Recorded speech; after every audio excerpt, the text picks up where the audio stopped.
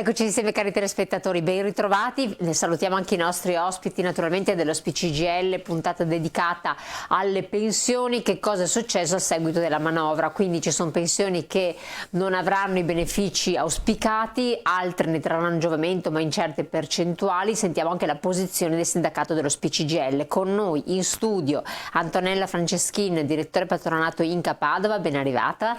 Buona giornata a tutti. E collegati siamo con Massimo Cestaro, segretario SPCGL del Veneto. Segretario, grazie anche a lei di essere qui con noi. Buona giornata.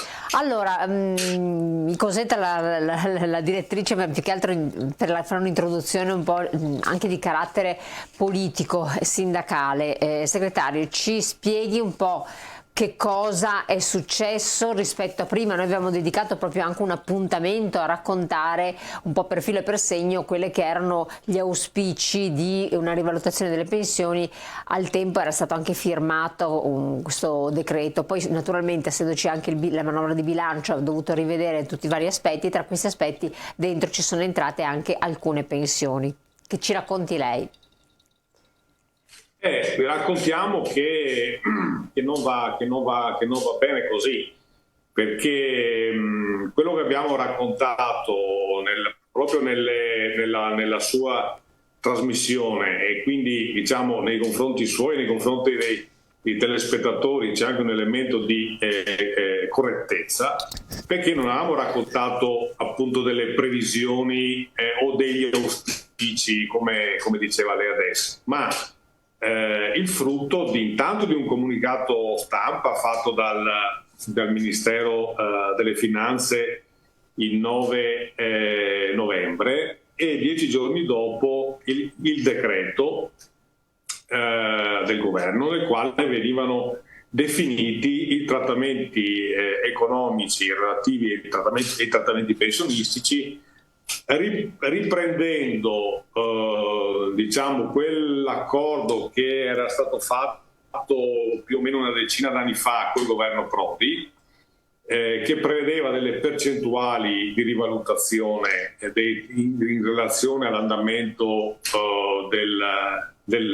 dell'inflazione. Erano previsti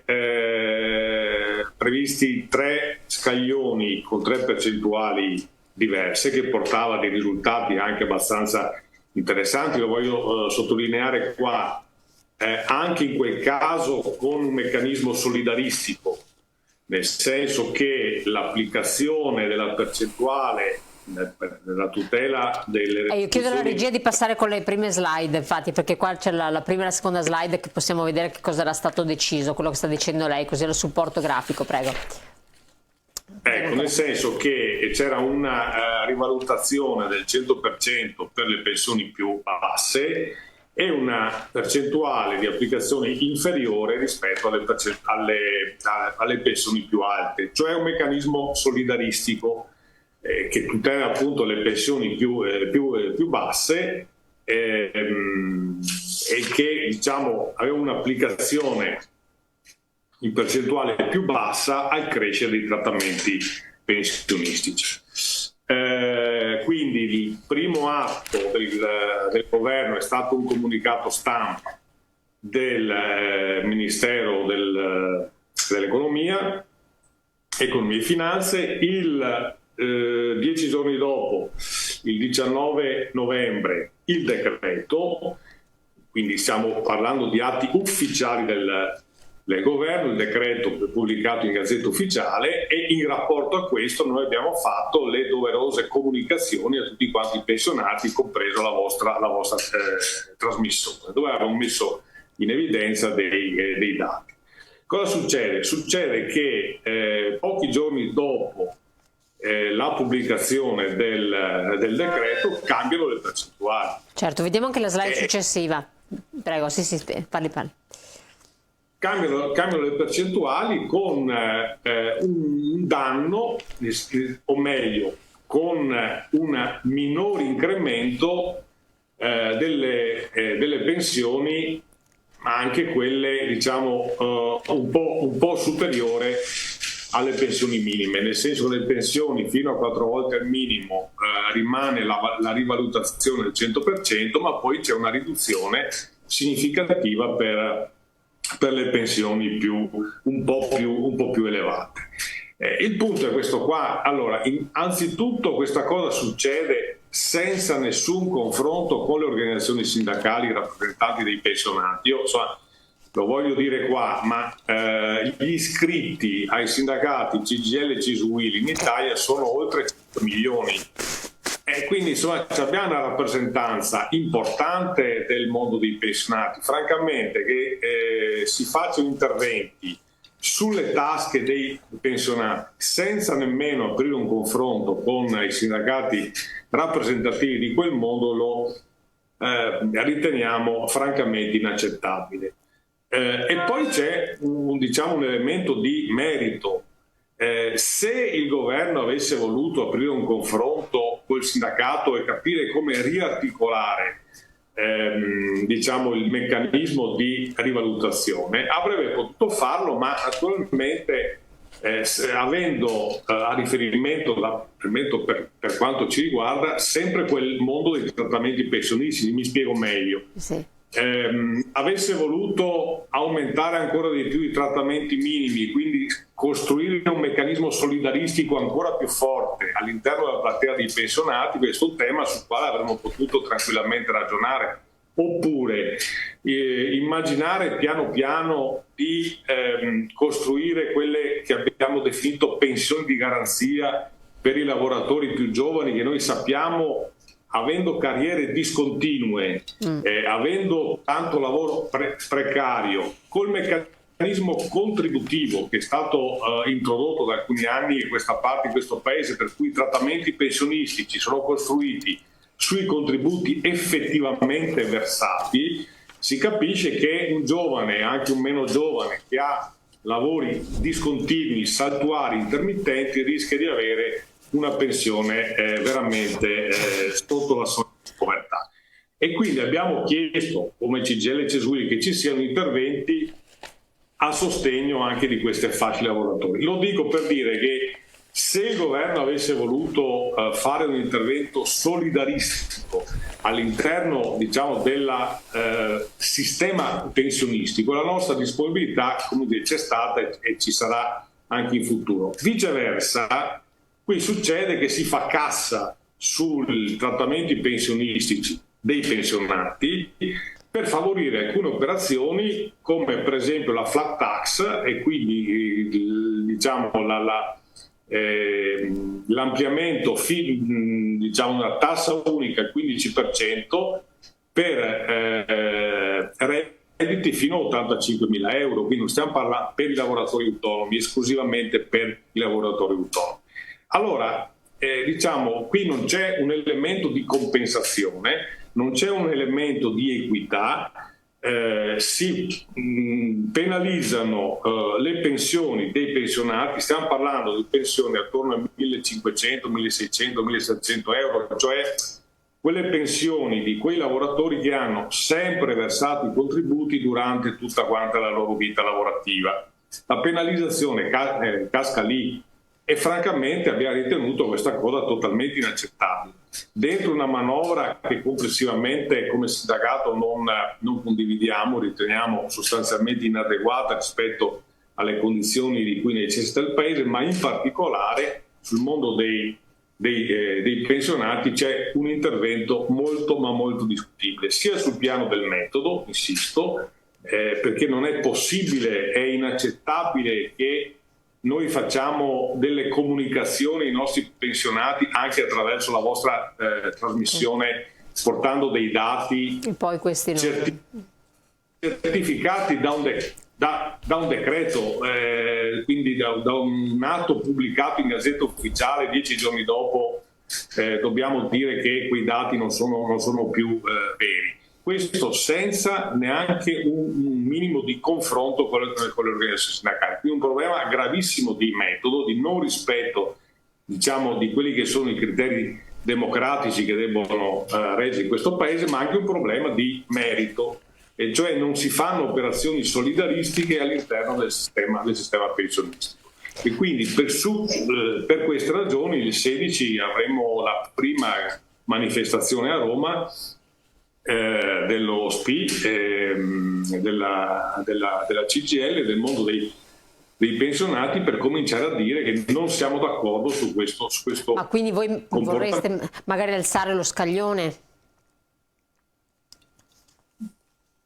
No, gli scaglioni quelli che sono stati definiti adesso sono 4, differentemente che sono prima. Non è tanto alzare lo scaglione, è di capire dove si prendono i quattrini per fare gli interventi. Cioè, noi saremmo per dire che bisognerebbe mantenere gli scaglioni che erano stati definiti a suo tempo col governo Prodi, riconfermati col governo Draghi, e non si capisce perché si debba fare un'operazione di diminuzione dei trattamenti pensionistici.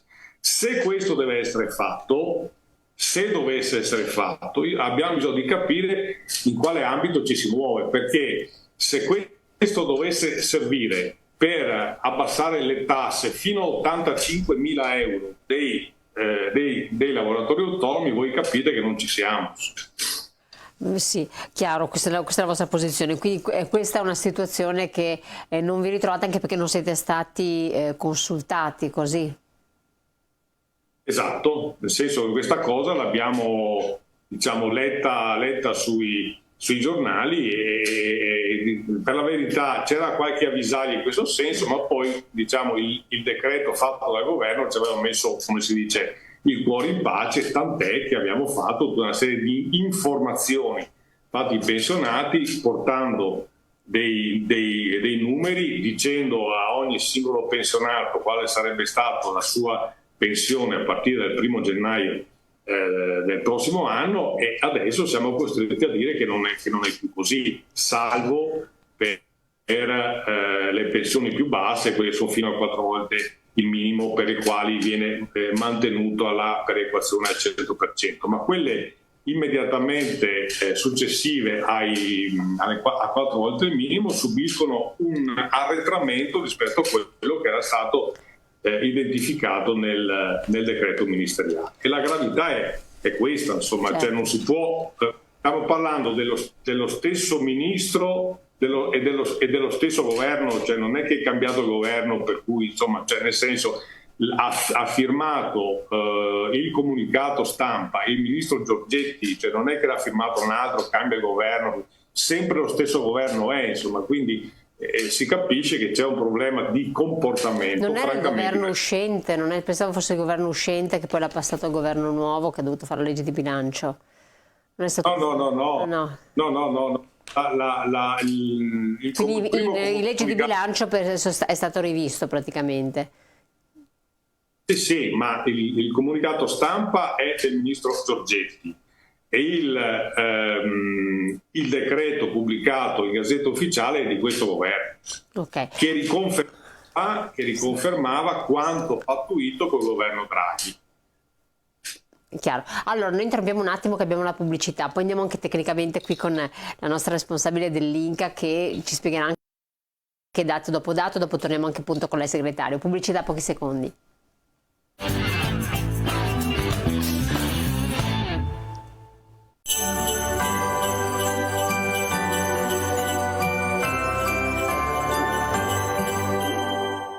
Sei sicuro che la tua pensione INPS corrisponda a tutto ciò cui hai diritto? Ora facciamo i conti. Lo SPI CGIL controlla la tua pensione e verifica se ti spettano somme aggiuntive e arretrate. Non è mai troppo tardi per controllare la tua pensione. Vieni nelle nostre sedi, ci pensiamo noi. Cerca la sede più vicina a casa tua su www.spi.veneto.it o chiama allo 041 549 78 11. Eccoci qua, riprendiamo la questione, avete capito, è abbastanza tra virgolette spinosa, comunque importante. Antonella Franceschin, direttore patronato Inca di Padova, abbiamo anche la slide, cosa prevede il disegno di legge di bilancio? Partiamo da qua in modo che abbiamo anche delle valutazioni di cifre che ci può aiutare a comprendere meglio le differenze. Prego. Allora, se vogliamo mettere in onda anche le slide così, sì, così possiamo vedere. Allora, cosa prevede il nuovo disegno di legge del bilancio? Allora, come diceva il Massimo prima, per quanto riguarda fino alle pensioni, diciamo la prima fascia, non è variato nulla per le pensioni lorde fino ai 1.101 euro, nel senso che la rivalutazione sarà del 7,3 come era stato previsto.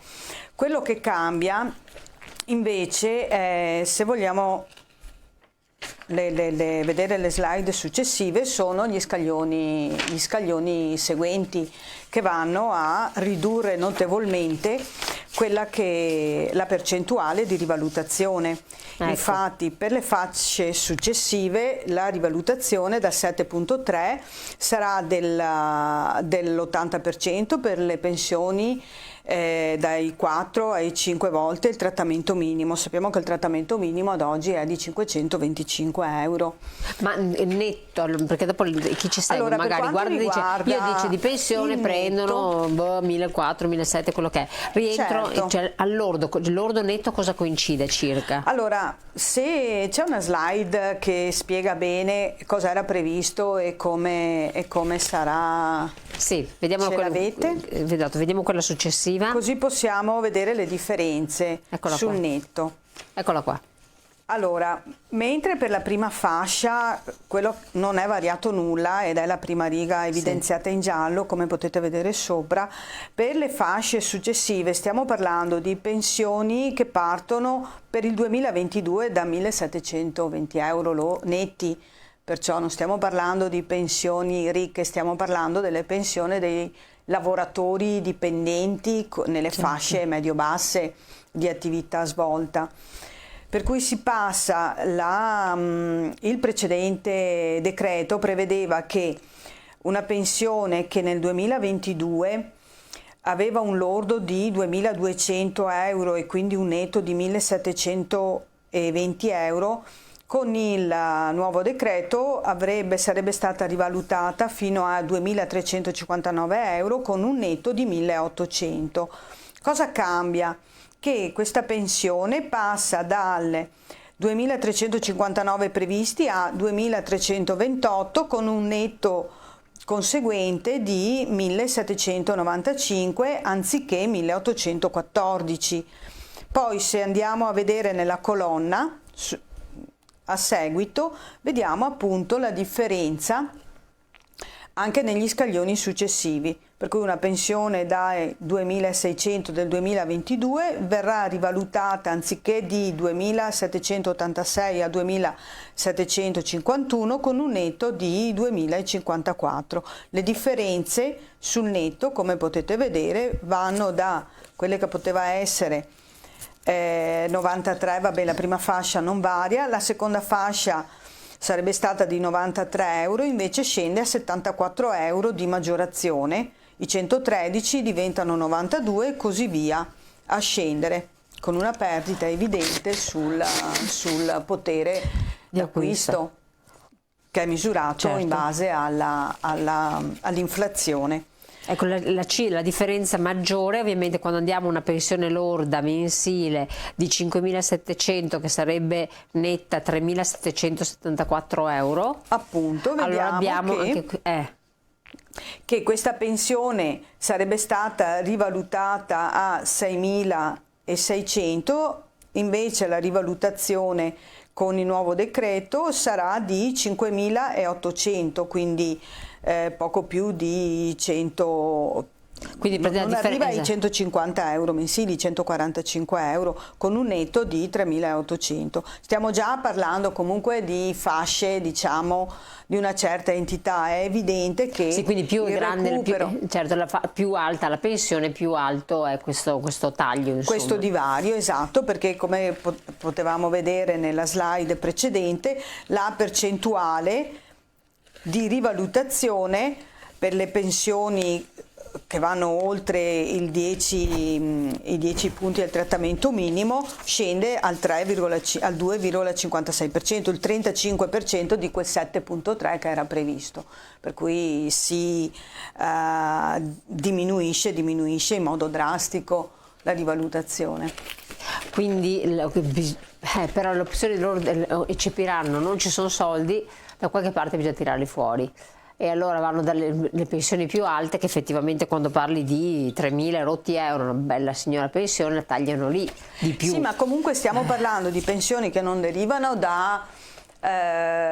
sono sempre pensioni nella fascia dei lavoratori dipendenti, no, di quella fascia comunque che la contribuzione l'ha versata a seguito di attività da lavoro dipendente, e qui vanno dentro tutte le fasce lavorative, dai lavori più pesanti ai lavori, insomma, ma sempre di natura subordinata. Poi è vero che ci sono pensioni basse anche di lavoratori autonomi, e anche qui, voglio dire, rientrano soprattutto, sì, qualsiasi tipologia. Comunque la considerazione è che non stiamo parlando di pensioni d'oro, stiamo parlando di pensioni che sono sempre nella fascia medio-bassa della popolazione. Quelle delle pensioni d'oro non hanno avuto rivalutazione. Non hanno avuto le rivalutazioni, ma insomma per anche un senso di equità poi nella redistribuzione, perché di fatto stiamo parlando di persone che con un netto di 1.700 euro, ma ci vanno dentro tutte famiglie il cui nucleo è anche numeroso, non sono solo composte da un unico membro, insomma stiamo parlando di famiglie che devono vivere con 1.700 euro, considerando il caro vita che è insostenibile in questo momento, non è adeguato comunque proporzionalmente l'aumento che era stato previsto. Segretario, chiedo a lei, che cosa avreste suggerito voi?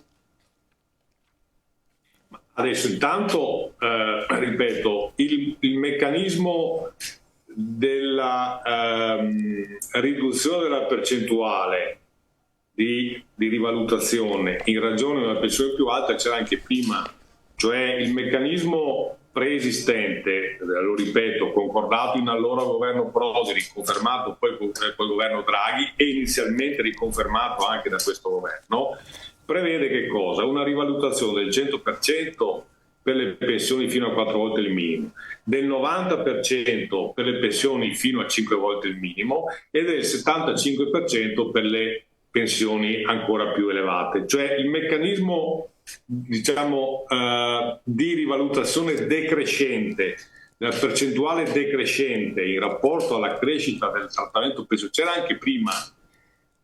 Questo governo ha accentuato la decrescita, colpendo anche le pensioni diciamo standard, insomma quelle che derivano dal fatto che appunto lavoratori per 40-42 anni hanno versato sempre i contributi. Allora, io non è che sono in grado di poter dire quale poteva essere stata la soluzione. Il problema è, se si vuole fare un risparmio, mi si deve dire anche quel risparmio dove va, perché quello che capisco io è che il risparmio che viene fatto sui trattamenti pensionistici dei pensionati va a coprire la manovra della flat tax fatta per i lavoratori autonomi fino a 85.000 euro. Allora io trovo che questo non sia equo.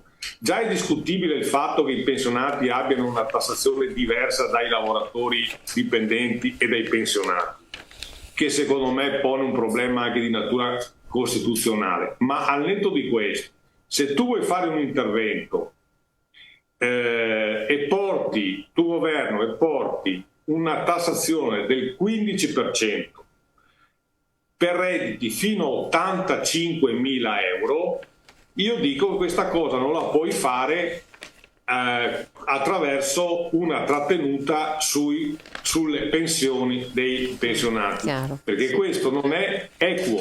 Ho detto prima, se il governo ci avesse convocato, avesse aperto un tavolo di discussione con le organizzazioni sindacali dei pensionati, probabilmente qualche ragionamento, ripeto, di solidarietà dentro il sistema pensionistico, secondo me era possibile trovarlo, lo dicevo prima, o aumentare strutturalmente le pensioni minime introducendo la 14ª, che è uno dei cavalli di battaglia che noi abbiamo in mente da un sacco di tempo, oppure sostenere le pensioni di garanzia per quei lavoratori che hanno rapporti di lavoro saltuari intermittenti, garantire di più l'opzione donna. Adesso l'opzione donna è ancora una penalizzazione. Noi sappiamo che le donne hanno una pensione più bassa rispetto agli uomini perché hanno i tempi di cura che vengono messi in capo alle donne. Allora anche qua si possono fare interventi di natura solidaristica all'interno del sistema pensionistico, per cui le pensioni più alte possono cedere qualche cosa per le pensioni più basse, o per la condizione delle donne, o per le condizioni dei lavori saltuari, precari, intermittenti. Questo ragionamento che sarebbe stato possibile fare, come si dice, facendo un'operazione in chiaro, cioè dichiarando quali sono gli equilibri che governo e parti sociali individuano dentro un meccanismo solidaristico. Francamente, rubare o prendere i quattrini ai pensionati per sostenere la manovra sulla flat tax, ripeto, il 15% fino a 85.000 euro. Tenete presente che fino a quella cifra lì i lavoratori dipendenti, che non credo che ci arrivano, un lavoratore dipendente ha un lordo attorno ai 30.000 euro mediamente, ha tassazioni che si aggirano attorno al 35-40%. E qui abbiamo lavoratori autonomi, con tutto rispetto per i lavoratori autonomi e per il lavoro che fanno, che avranno una tassazione del 15% fino a 85.000 euro, e questo fatto con l'intervento sulle pensioni. Questo è totalmente inaccettabile. Chiaro. Senza toccare il cuneo fiscale, purtroppo nei redditi delle persone ancora dipendenti. Chiedo a lei, direttrice, cosa finanzia, quanto risparmiato con il taglio della rivalutazione? Abbiamo anche un'altra slide proprio per andare più nello specifico di quanto stava esponendo il segretario. E questa è la fonte della relazione tecnica della proposta di legge di bilancio 2003, quindi la riduzione dal 30 al 3% delle sanzioni rilevate con il controllo automatico delle dichiarazioni 2020-2022 sarebbe 1,6 miliardi, no? Esatto, sì. E poi, come possiamo vedere, la rottamazione quater con un buono di interessi e sanzioni per 1,3 miliardi e uno stralcio delle cartelle sotto i 1.000 euro per altri 730 miliardi, per un totale di 3 miliardi e 630 milioni. Allora, questo è il risparmio, dove vanno a finire i risparmi, insomma, fiscali derivanti appunto dalla mancata rivalutazione delle pensioni. Come diceva Massimo, una misura che è totalmente iniqua, soprattutto per la modalità con cui si è svolta, certo, nella totale mancanza di confronto con le parti sociali. Ed è il fattore che voi rende... rivendicate sostanzialmente. Poi parleremo anche della manifestazione. Andiamo in pubblicità qualche secondo, poi ritorniamo ancora insieme.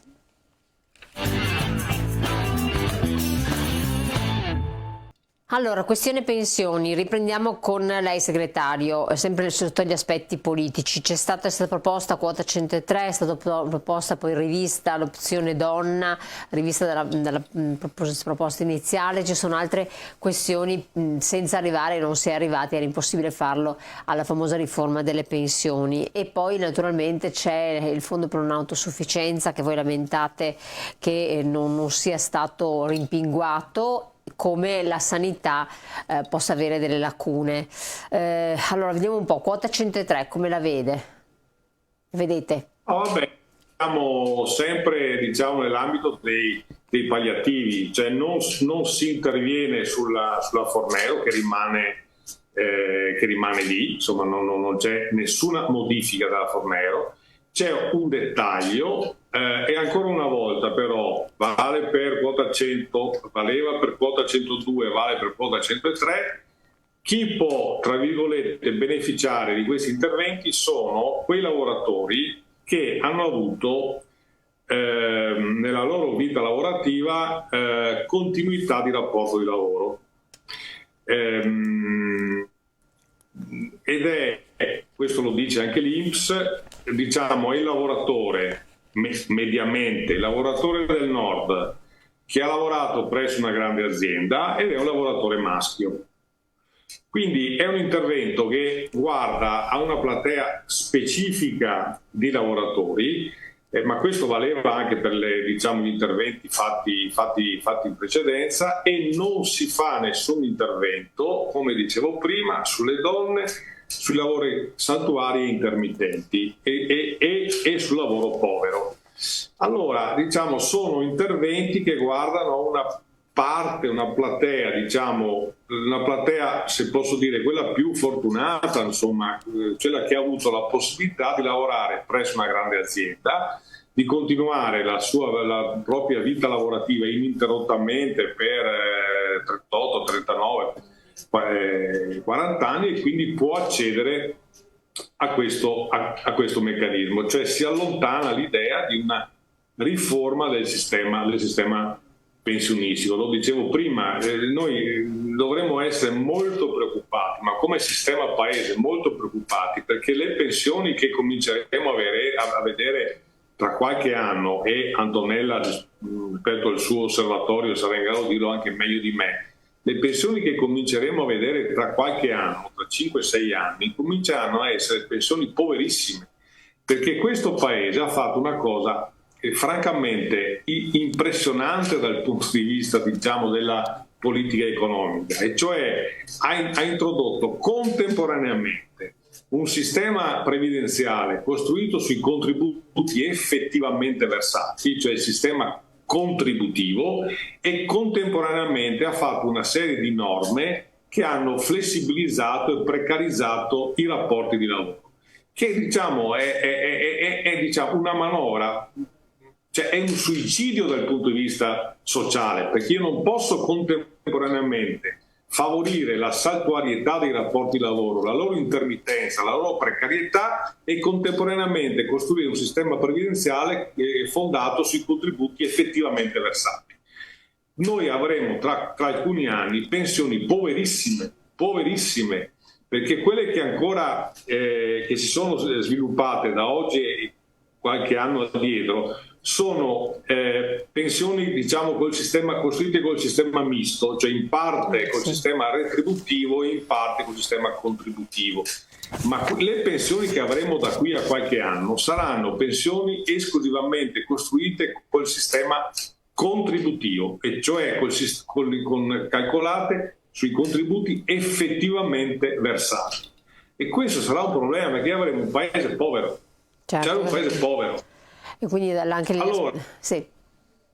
Allora, dicevo, quando provavo a dire prima, se si devono fare degli interventi sul sistema pensionistico, bisogna aver presente la solidarietà come direttrice fondamentale, e quindi guardare a quei mondi lì, fare le operazioni quota 100, quota 102 o quota 103, vuol dire guardare solo ed esclusivamente a quei lavoratori fortunati che hanno avuto la fortuna nella loro vita di lavorare presso una grande azienda, che non hanno mai avuto discontinuità nei rapporti di lavoro, per i quali i contributi sono sempre stati versati regolarmente per 40 anni, e sono una platea, diciamo, di lavoratori fortunati, che per carità è bene che ci siano, ma questi interventi guardano esclusivamente a quella fetta del mondo del lavoro, non guarda ai precari, non guarda alle donne,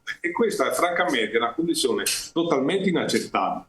Basta guardare i dati sulle pensioni delle donne, e sono mediamente del 20-30% inferiori rispetto a quelli degli uomini. Perché? Perché le donne hanno costruito nella loro vita lavorativa, hanno immesso i tempi di cura, hanno perso il posto di lavoro a favore della famiglia, cioè bisogna leggerla una società per capire come si può intervenire.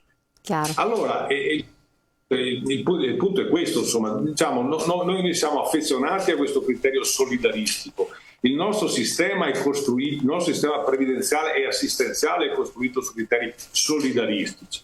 Quindi, voglio dire, non saremo mai indisponibili a un ragionamento che abbia queste caratteristiche. E se le pensioni più alte devono avere qualche euro in meno perché questo va a favore delle fasce più deboli, ma noi siamo totalmente d'accordo. Per operazioni di questo genere vengono sottratti quattrini alle pensioni per favorire o la flat tax, o come abbiamo visto prima, certo, quello non è passate sì. gli evasori fiscali, è una cosa che non è totalmente indegna di questo paese, insomma. Allora, relativamente al discorso accennato quota 103, opzione donna, vuole dirmi qualche cosa? Certo. Sì. Sì, certo, c'è sicuramente una considerazione da fare, al di là di quota 103, che vediamo non è una misura che va a soddisfare una platea ampia, perché sono circa 47.000 certo. i potenziali beneficiari, di cui possono scendere a 41.000 se poi decidono di rimanere al lavoro perché viene effettuata una sorta di detassazione per chi decide di congelare la propria quota di pensione e rimanere ancora al lavoro, per cui non va a soddisfare quella necessità di uscita dal mondo del lavoro, soprattutto per dare spazio ai giovani. Per quanto riguarda invece l'opzione donna, già di per sé penalizzante, perché prevede il calcolo tutto contributivo anche per chi aveva contribuzione versata prima del 1995, ossia quando il sistema di calcolo prevedeva a percentuale un sistema retributivo o misto se si trovava a cavallo. Quindi già penalizzante di per sé, perché chi ha svolto lavoro di cura nella sua vita e ha dovuto lasciare il lavoro prima della maturazione del requisito della pensione anticipata, o comunque ha avuto per cura dei figli in giovane età rinunciare a anni di lavoro, si trova a poter accedere solo rinunciando ad una fetta della sua pensione. In più adesso con la legge di bilancio vedremo cosa accadrà, però sembra vengano introdotti degli altri paletti, ossia che possono accedere all'opzione donna, già di per sé penalizzante, persone che nella loro vita hanno già avuto degli svantaggi sociali, perché hanno fatto azione di cura caregiver nei confronti di loro familiari o che loro stesse sono invalide, quindi in una situazione già di per sé penalizzante vengono a loro volta ripenalizzate andando a decurtare, accedendo alla pensione con una formula che... Quindi bisogna stare anche molto attenti ad accettare l'opzione donna. Cioè, allora, l'opzione donna è una scelta, ovviamente, non è che si è obbligati, però è una misura che ti consente di uscire anticipatamente rispetto ai requisiti previsti dalla Fornero, però lasciando una fetta a volte anche molto importante della propria pensione, e questo si è aggira definitivo. circa il 30%. Ed è definitivo. Certo, è definitivo, perché una volta usciti, una volta accettata diciamo quella condizione, non è più possibile rivalutare. Ecco, sarebbe stato interessante che questo tesoretto risparmiato dalla rivalutazione fosse messo a disposizione per creare un sistema di uscita con opzione donna senza che ci sia quella penalizzazione, ovviamente, che va a pesare molto poi nelle pensioni. Stiamo parlando comunque di pensioni molto basse, perché la media delle pensioni si aggira dai 700 ai 1200 euro per 35 anni di contribuzione versata, non dà soprattutto appunto perché le donne sono penalizzate anche dal punto di vista delle retribuzioni, che sono molto più basse rispetto ai loro colleghi maschi. Chiaro. Ha qualcosa da aggiungere a questo riguardo, segretario, per l'opzione donna, oppure passiamo alla manifestazione che si terrà, scenderete in piazza il 16 dicembre? No, diciamo le cose sono quelle, il punto è questo qua, insomma, c'è questo ancora un paese che non guarda una politica che non guarda le condizioni materiali del paese.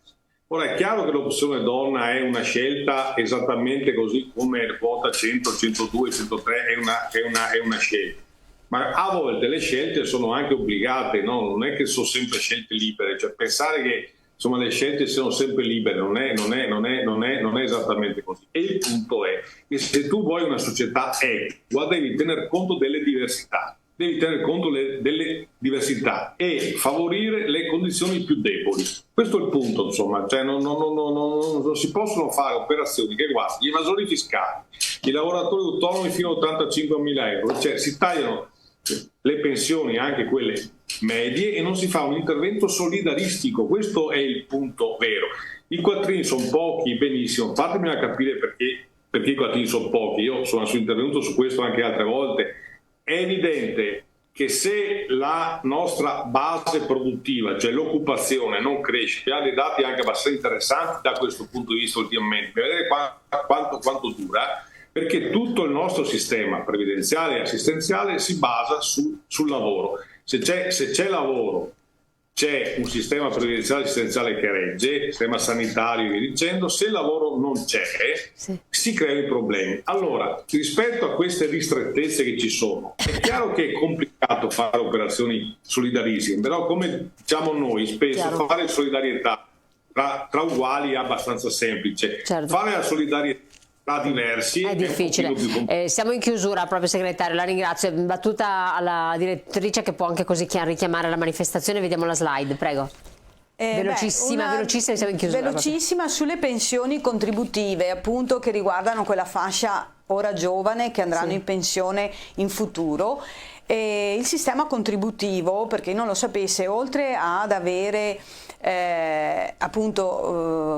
effettuare il calcolo della pensione sui contributi effettivamente versati, pone anche degli ulteriori paletti che non erano mai stati posti in precedenza, ossia un importo minimo di pensione, per cui chi accede, si può accedere alla pensione a 64 anni o a 67 se si ha un importo minimo. In un paese dove la precarietà è il lavoro che ormai si trova, che c'è, risulta difficile da comprendere. Esatto, arrivare ad avere un importo minimo di pensione. Ma tanto cambieranno, ci saranno tante di quelle riforme nel frattempo, ora che arrivano questi precari. Ci auguriamo. Ogni anno cambia qualcosa. Riguardo invece velocissima, perché siamo proprio fuori tempo massimo. Di domani, ovviamente ci sarà uno sciopero generale, quindi uno venerdì sciopero della CGIL.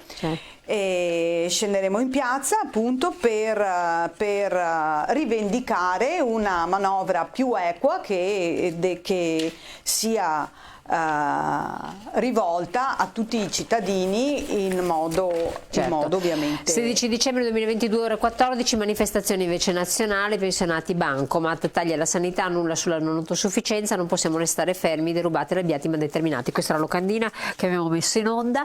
Io devo salutarvi assolutamente, che siamo fuori tempo massimo.